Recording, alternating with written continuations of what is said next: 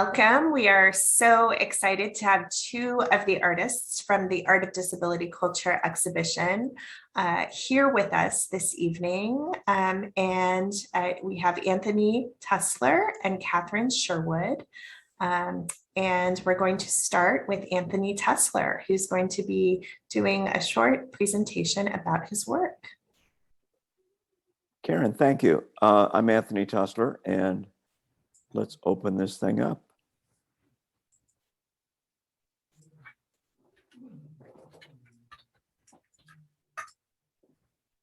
So I've been a photographer for quite a long time, and been a photographer because my dad was a photographer and his dad. And what I realized in doing this and putting this presentation together, that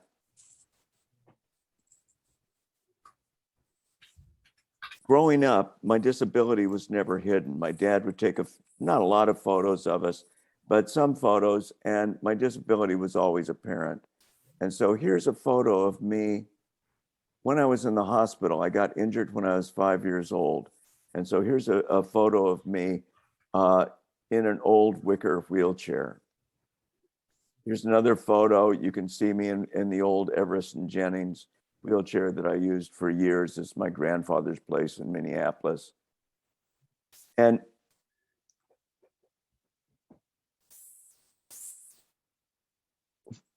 I don't know why I'm hesitating. What I discovered was that I really enjoyed photography. My dad owned a camera store, so it was easy for me to get equipment. And it became something that I decided to do for a living. And as part of that, I became involved in an alternative newspaper that came out every 2 weeks. And here's a photo of all of us on the day of the last issue coming out. And there's me once again with my disability readily apparent. The reason I talk about this is because for 3 years, I had to work hard at my photography and actually got a lot better at it. And so here's one of the photos that I took at the time. This is an art photo. This photo actually was in the Sister Kenny's Institute in Canada's art show for disabled people. I think it took a 3rd place. So this was kind of typical of the photos that I was taking then in the early 1970s. But then this guy came into my life. That's me center. And you can see my crutches and my full leg braces. But the guy on the left-hand side with the beard, that's Steve Diaz. And he was the first person with a disability. He's a wheelchair user. He was the first person with a disability that I met who was hip, he was cool, and he had a wicked sense of humor. And I realized in meeting Steve that it was okay to have a disability identity. One could still be hip, slick, and cool and be disabled. And so Steve and I started playing around with disability imagery. This is 1974, 1975, before very much of the disability rights movement was known outside of the Bay Area. Fortunately, we were in Sonoma County, so we were influenced by what was happening in Berkeley and kind of figuring things out on our own. So there's Steve. We were playing around, trying to come up with some imagery that was show disability in a different kind of way. And this is one of the ones I did on my own. This is part of the show. And this is part of my in your face, here's disability. And I just want it known that this was before the Coors boycott by the GLBT community. So it was a couple of years later that the boycott happened. I switched over to Budweiser at the time. This is probably the last photos that I took. This was in 1977. This is at the UN Plaza in San Francisco. That's the City Hall of San Francisco in the background. And that's Steve, once again, and he has a "We Shall Overcome" sign. And this is the demonstration before the group went into the federal building and sat in for 26 days. I met Fran as the curator of that show, Patient No More, that was done at San Francisco State and at the Ed Roberts campus. And this photo has been shown around the world. Actually, it showed for a while in the National Center for Civil and Human Rights in Atlanta, Georgia, which is where MLK's papers are. And here's another photo from the time. And I want to talk about my photographing disabled people. So here we have, I'm okay with showing disability because I grew up with it okay showing disability. I've been playing around with disability imagery. And here is an example of taking my newspaper background and applying it to disability. And so here are 3 guys and an sign language interpreter at that demonstration. Clearly the 70s, you can see by the striped pants and the cowboy hat. And what I like about this photo is a number of things. A colleague of mine who teaches in the Midwest imagery and who's married to a disabled guy was really underwhelmed when she first saw this photo because it wasn't exciting. It wasn't showing people struggling for their rights.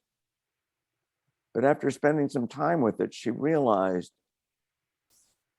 here are 3 guys who are implacable, who are patient, who are not going anywhere. They are going to have their rights no matter what. Also, if you notice, the camera angle is I'm shooting up at them slightly because at this point, I'm kneeling because I need to use my hands to be able to use my camera. With my crutches and braces, I needed to kneel. And so this is a different look at disability than we see even today. Most of the time, we look down on people with disabilities, people in using wheelchairs. This, we're looking up. And in that way, it shows their importance. So I lost my darkroom. I stopped doing black and white photography, but I did buy a digital camera. This is in the 90s, and it was fiendishly expensive to have a decent camera. So I had a point and shoot that worked for me. And this is one of the decent photos that came out of this time period. This is at the De Young. And this begins to show, just like the 504 photos, disability community. And that's the other thing I realized, that my photos of people with disabilities is it's always in community. Well, maybe not always, sometimes it's individuals, but it's oftentimes in community.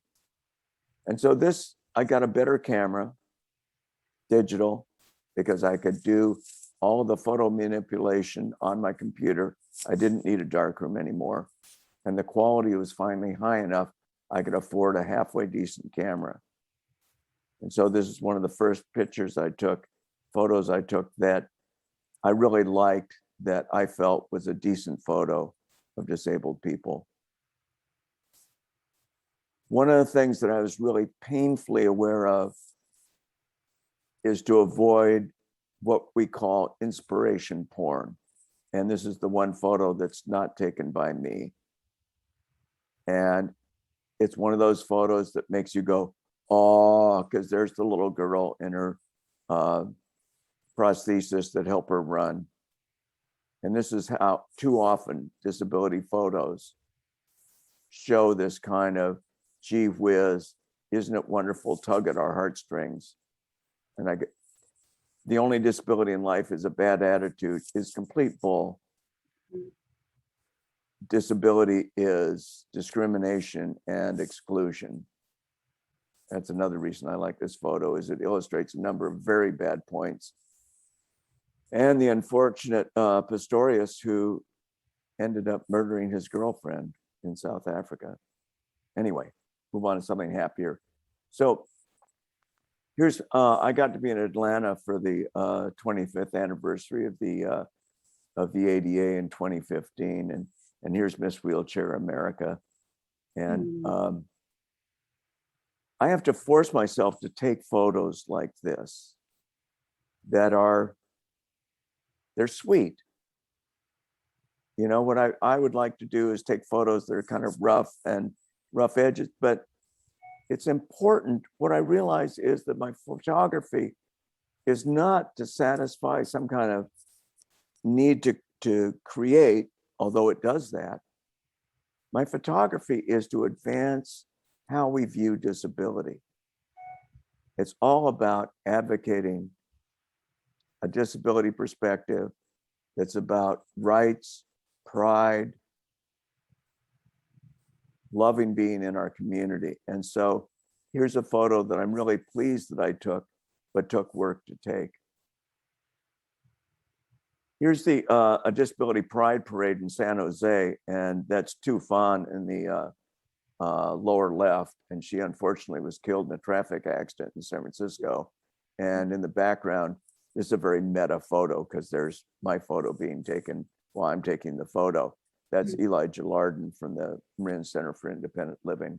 And also another very good photographer in the background, Suzanne Levine. She's there in the white t-shirt. This is when I really started to be able to get pictures of people in community. So this is not a sweet photo. I'm glad that I got it. Dead center there is Mary Lou Breslin, who's an enormously important person in disability rights in the Bay Area. And next to her in the teal colored jacket is Jean Stewart. I came around the corner. This was at a memorial at the Ed Roberts campus in Berkeley. And I lifted up my camera and these 5 women looked at me, daggers. These are women not to be trifled with. And I was trifling with them. And I surprised myself that after I took the photo, I lectured them that if we don't document our community, we won't be known in the future. And I think that helped a little bit. But I like this because it reminds me a little bit of American Gothic. You know, it's very tough people. This is the Ed Roberts campus again. I love this photo. I like it once again for the angle that it's shot at, but also you never see disabled people comforting other disabled people.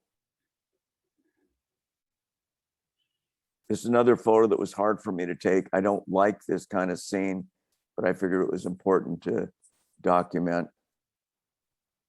And I should have gone up and talked to the guy, but I didn't. I just took the photo and moved on. Here's a relatively recent photo of somebody with Downs. And I just like how cool she looked. And she does. Here's one of the photos that's in the show. And this is a photo that I really quite like because of the action in the photo. That's got 3 disabled people in it in community. This is at an expo in Santa Rosa. So what we're seeing is 2 blind people having a safe selfie taken by a walkie with a wheelchair user looking on. The wheelchair user isn't smiling because she's helping to run the expo and is worried that everything's not going right. Here's a photo taken of Axis Dance, who's an important dance troupe in the Bay Area, showing a woman who's missing an arm and a wheelchair user in a dance performance shot between 2 people sitting in the front row. Once again, this is community. This is important for our community, this dance troupe. Once again, back at the Ed Roberts campus, this is where I see a lot of disabled people. This is kind of a fun photo. I don't know who the guy in red is. It's showing a young man, wheelchair user, who's talking into a microphone. And just to his left, our right, is Jim Lebrecht, who was the co-director of Crip Camp, which, if you haven't seen it, is a wonderful documentary on disability rights. It's available for free on YouTube. And on the other side is Nancy Ferrara, who I've done work with in around alcohol and drug prevention. I like this because it's serious. And once again, it's that low angle. And finally, here's Galen Lee, who is becoming a really well-known singer. She's from the Midwest. And this is, I think, an interesting photo. Once again, notice the angle. It's from shot low. But Galen is, because she has osteogenesis imperfecta, is somewhat odd looking. And in a sense, I want to turn away and not take a photo of her. But I know her, I like her. It's important to have photos. And so I do take her photo. But it's part of my struggle still to document the disability community. And so this is an ongoing, evolving issue for me, which really makes it exciting. One of the things that I do, since these are included in the show, I thought I might talk briefly. This is The Hunchback of Notre Dame from the Walt Disney animated feature, an action figure. Nobody was buying them. I bought them really cheap.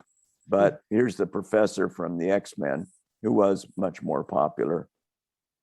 And finally, this is what I'm getting to take during the pandemic, because the community is not coming together. So I end up taking pictures of pretty flowers, which is also a struggle for me to take pretty pictures, but I'm doing it. Thanks. I'm really glad to be a part of this show. Thank you so much, Anthony. We're so excited to have such a broad range of your work in the exhibition. Thank you, Karen. And hello, everyone. I wanted to start with this painting. It's called Vesalius's Pump, and it was done in 2005. And it's very typical of the abstract paintings that I did from 1999 to 2008. I had a massive cerebral hemorrhage 24 years ago. My entire right side was paralyzed. I couldn't speak, and cognitively, I was very messed up. I was right-handed, so I had to change hands to paint, but I considered myself very lucky because I could have been a sculptor or a dentist or a drummer that needed two hands to continue doing what they loved. These paintings utilize King Solomon's seals. He was the wise hunchback king of Jerusalem, whose worldly wisdom and riches were said to be the result of the spirits that he harnessed. I had used the seals, the white magic seals, in my paintings before my stroke. Afterwards, I tried to choose the ones that could promote healing. Next. This is the first healer that I made. This is called Burgundy Healer of the Yellen Clinic, and it's from 2009. I had a terrible artist block after my 2008 show that lasted for 9 months. It was a new experience for me. At 9 months, I had an early morning reverie of a diptych with a long skirt attached. And I thought this was the most silly idea I could pursue, but I was desperate. Now, these are called the Healers of the Yelling Clinic, and the Yelling Clinic is a disability collective that I co-founded with Sonara Taylor. We have a particular interest in the intersection of war and disability. Our first trip together was to Vietnam, where 3 generations have been affected by Agent Orange, so that the warriors in the Vietnam War are now seeing their grandchildren succumbed. And this painting is called Yellow Jar Clinician, and it's everything I have made from this time forward. I employ an imaginary yelling clinic in my mind with these paintings and the ones I did after this lining the walls. Next. All the skirts for this one and the previous one were made from Vietnamese silk that I purchased in Hoi An. Next. Now, this is Dr. Speech in the show, and my speech after 6 months came back. I had intensive speech therapy, but this was the one thing I regained. And in the top part of the diptych is a yellow circle, which is her head. And that yellow circle is an embroidered Solomon seal on linen. So you can see how much I abstracted it from the first painting. Because it's on linen, I poured the body shapes out on glass and then glued them onto the linen. This is the Solomon seal Giap, and it causes love or hate and makes men knowledgeable about philosophy. Next. And of course, this is Neuron Nurse. And the long skirt of her is made from a king size Calvin Klein bed skirt. Next. The top diptych that is made from Santiago Ramon and Cajal drawings of individual neurons in the brain. He was a neuroanatomist at the turn of the 19th to 20th century. He, in fact, wanted to be an artist, but his doctor father refused to allow him to pursue that. Instead, he, in 1906, he won the Nobel Prize in medicine for his drawings of neurons. Next.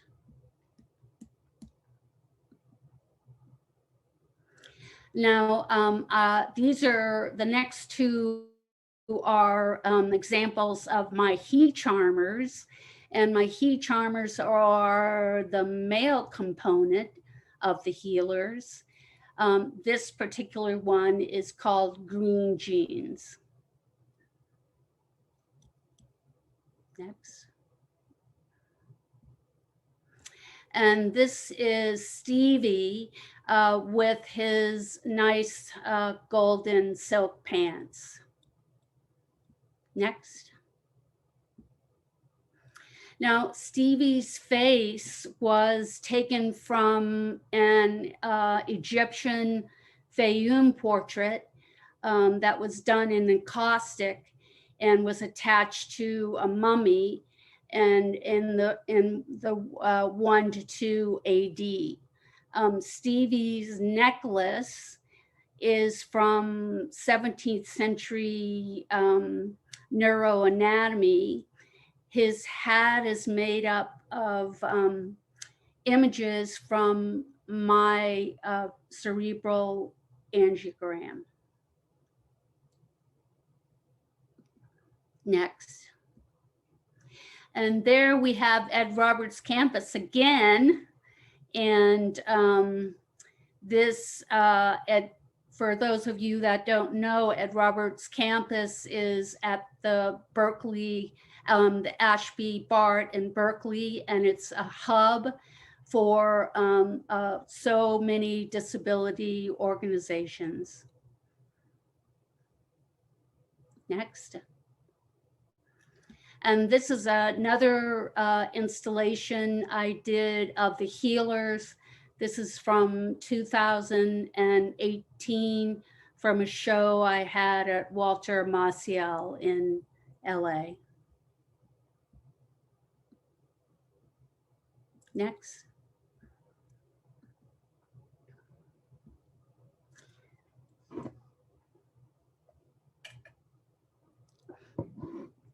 This is the first of the Venuses of the Yelling Clinic. It was taken from Manet's Olympia. She has a brace on her leg or an AFO similar to mine. She lays on top of a bed of an abstract pattern.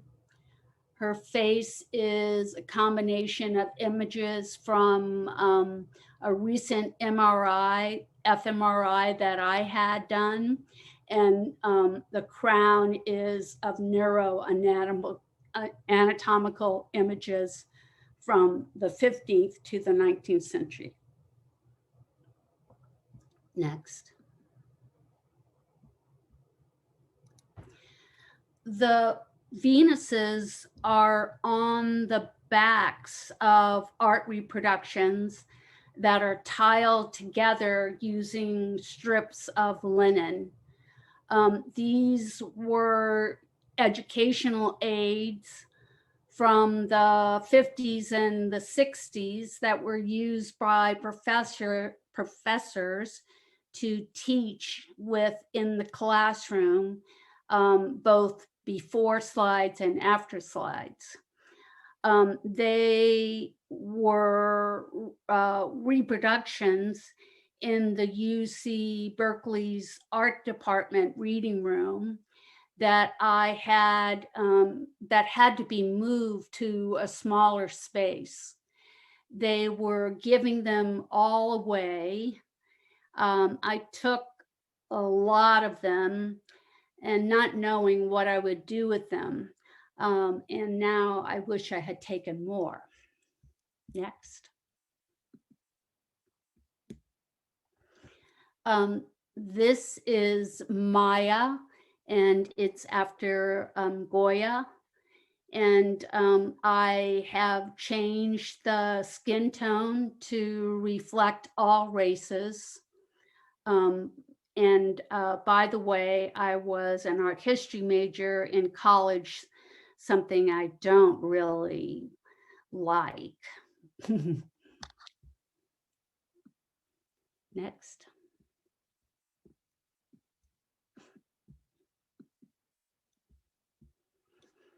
And this, of course, is after Angra, which is in the show.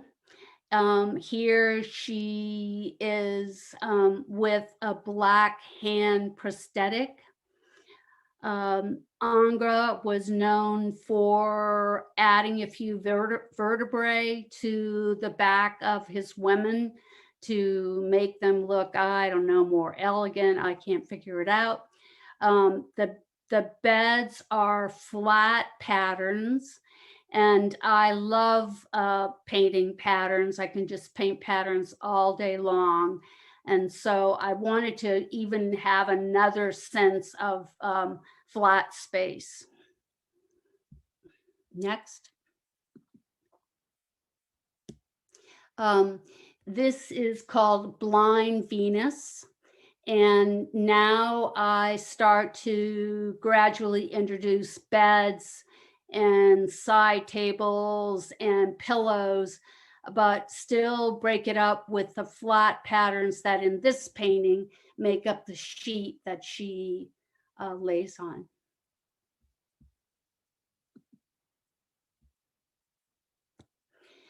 This is rear. I did it in 2020, and it's 81 inches by 101 inches, and it's after Boucher.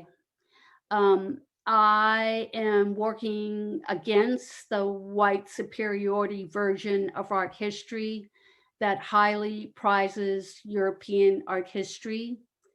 And I'm working against ableism and also working for the inclusion of people with disability in our visual culture. Next. And this is the last slide I brought in. I'm also now starting to do standing Venuses. And this one is called Red Robe, and it's 98 by 63 inches. 1 out of every 4 adults in the US are disabled. So it's only about time that we should be seen in the light, especially us proud women Crips. Thank you.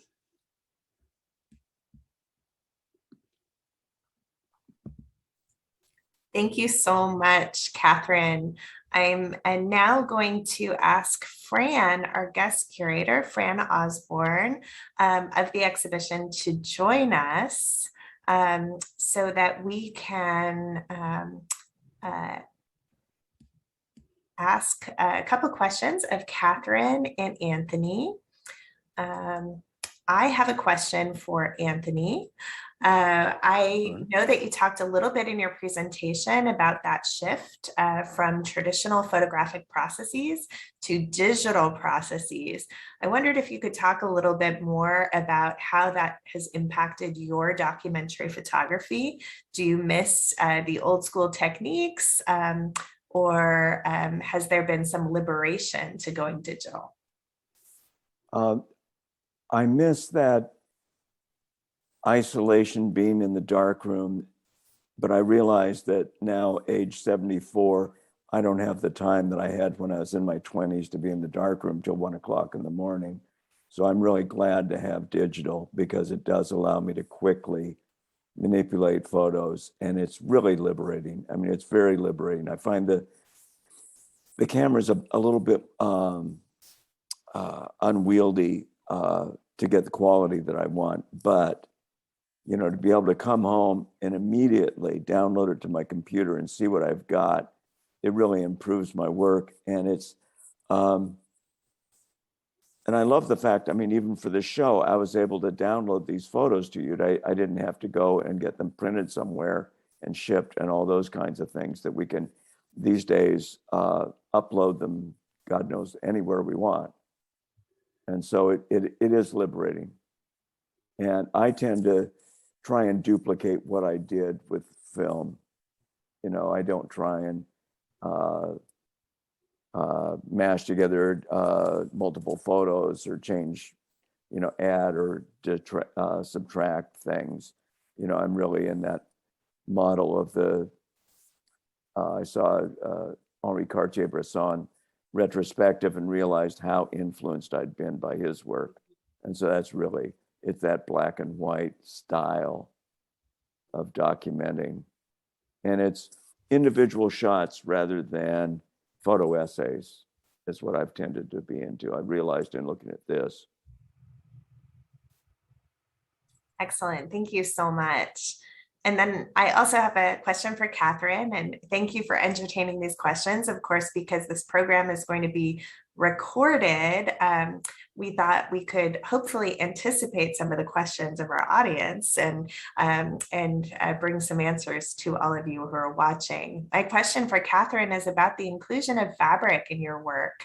I was surprised when I first saw your works that included fabric, having been familiar with your two-dimensional pieces. Again, you'd incorporated collage. I wonder if you can talk about how that inspiration happened and some of your motivations for including those sculptural elements that are fabric.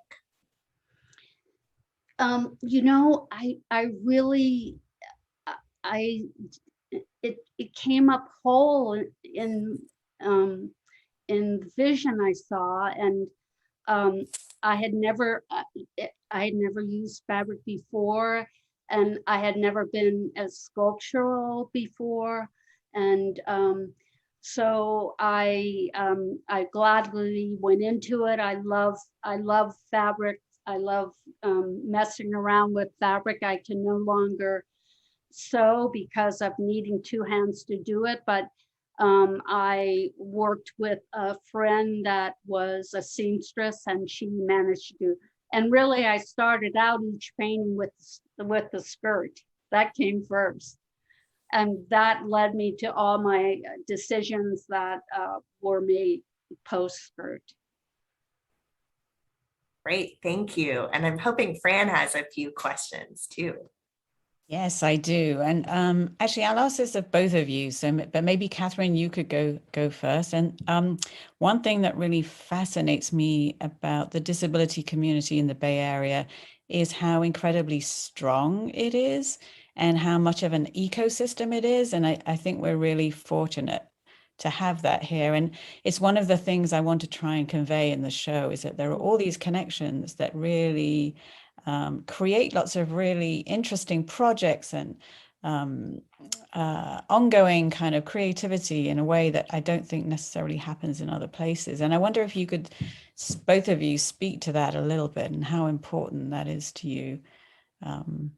Well, it's obviously incredibly important to me. I first became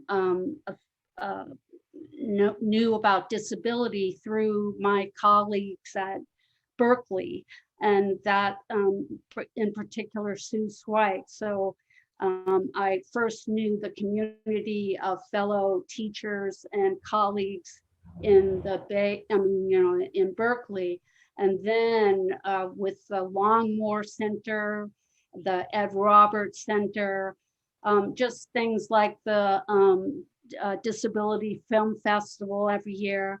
And I will add, Fran, I think we're incredibly strong in disability art compared to a lot of places. Yeah.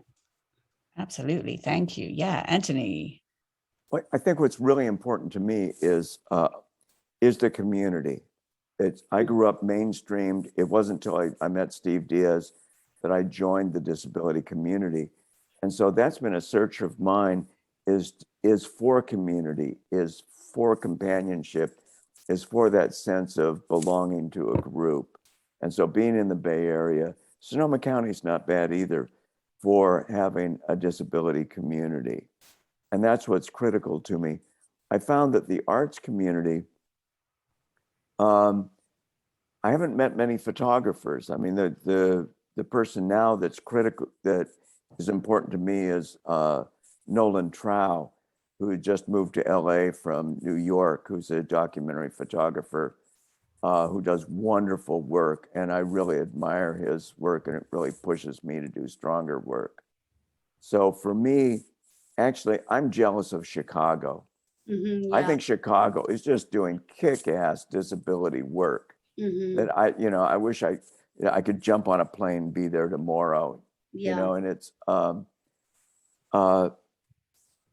there's so few places where disability art is really strong. I'm hoping that it continues to grow. It appears to be, but it's slower than I would have thought. But it is interesting works coming out. Thank you. Thank you. And I have another question about inviting people to slow down and look at the work in the show, because there's a lot of images of people with disabilities in the show. And I'm very interested in that whole negotiation of staring and looking, and also people being seen too. And I know that both of your work plays around with those ideas in some really deep ways, you know, with the way that art history has been, and also conventional photography. That's not really a question, but if you have anything to add to that, it would be really wonderful. Well, I think I remember when I was at the De Young, and it was probably at the time that I was shooting the picture of the two wheelchair users with the blurry people around them, that I had to force myself to take photos of people with disabilities, because I was raised in this culture and I was taught not to look, not to stare. One of the things that some of the pictures by Nolan that just killed me was in New York. He was in Washington Square, and there's picture, and on the subway, he's taking photos of people staring at him. And they're not looking at him in a nice kind of way. It's the kind of stares that is really a microaggression that I really, I try and ignore. But Nolan, being a documentarian as he is, takes a photo of that. And I think that's wonderful. And I hope that some of my photos give us that permission to stare, and therefore reduce the feelings of oddness and strangeness that people feel about disability. Really, my goal is to make disability part of the fabric of life. It's interesting, it's important, and yet it's all intertwined. I agree with Anthony. In my case, I really want them to at first stare, and then hopefully it'll melt into deep looking. It's funny that I spend so many months working on one thing, and then it's, well, what did they say, 45 seconds is the most anybody spins. But I suggest you put some nice benches in the gallery so people can sit and look. Thank you both. We are so honored to have both of your work included in this exhibition. We want to thank you both for being here tonight for this presentation. I also want to thank Fran Osborne, our guest curator for the exhibition. And we look forward to continued conversations as the exhibition is on view. Thank you all. Thank you. Thank you. Thank you.